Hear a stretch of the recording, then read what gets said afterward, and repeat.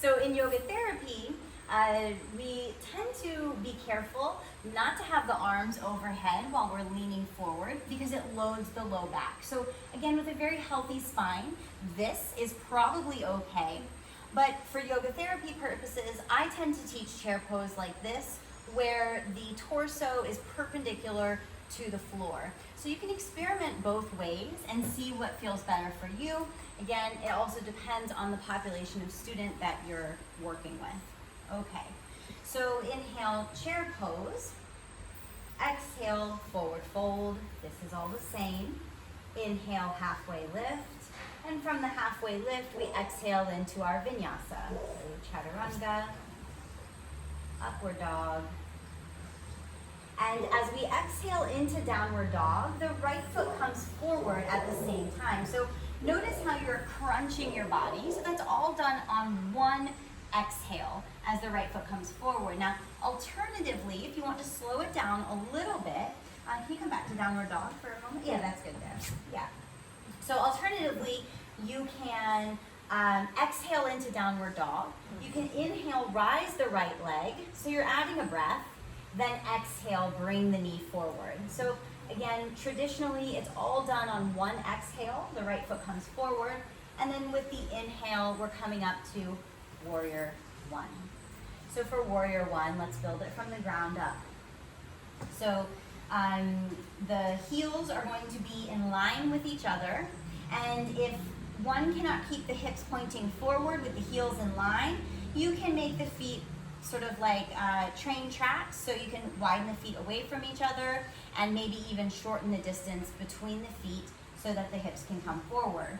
Pada Bandha, pressing into the ball and the heel of each foot. Toes are spread wide. The toes are there just for balance. And you can even check that someone's grounded by asking them to lift their toes up. Yes, very good. All right, and then building from the ground, the knee is directly over the ankle. Hips are pointing forward, navel is in, tailbone is down. Good. And the arms are reaching up. So this is just one inhalation, and then we exhale back for a vinyasa.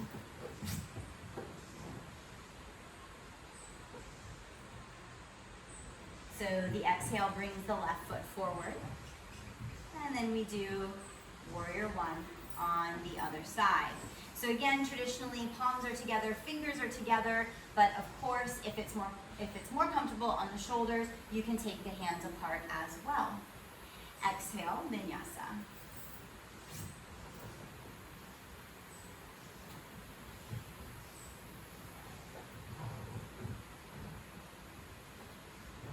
And then this is the downward dog that you would hold for 5 breaths. And so if you're teaching the Mysore style, or the guided, either one, this is a good place to come in and practice your adjustment because the student will be here holding for those 5 breaths. And so you have time to go to each student throughout the 10 total sun salutations. When you're ready, inhale, feet forward, halfway lift, and exhale, forward fold. Inhale, rises you straight up to chair, and exhale, Samasthiti. Good. Thank you. Okay, and now I'll do the count again with the Surya Namaskar B. So here's an example with the count in the mind. So if you're doing the count for yourself, in your mind, you'll want to say the number first, then the breath, then the action. So essentially, the number is the mantra that leads the breath, and the breath leads the action. So beginning in Samasthiti, I would say this mentally, or you can say this if you're guiding your students. 1, inhale, chair pose. 2, exhale, forward fold. 3, inhale, half lift. 4, exhale, chaturanga.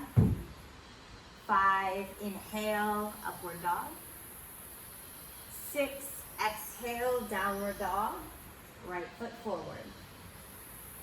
7, inhale, rise, warrior one. 8, exhale, chaturanga. 9, inhale, upward dog. 10, exhale, downward dog. Left foot forward. 11, inhale, rise, warrior 1. 12, exhale, chaturanga. 13, inhale, upward dog. 14, exhale, downward dog.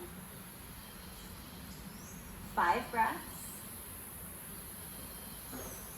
15, inhale, halfway lift.